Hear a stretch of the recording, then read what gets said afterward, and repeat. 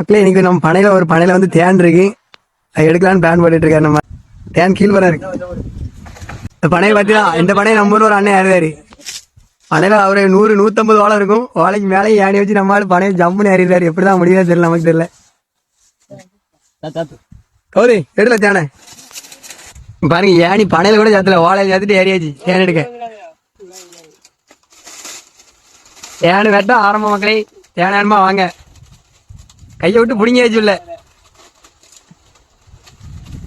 வந்துட்டான் தேனிச்சு பொறுப்படை.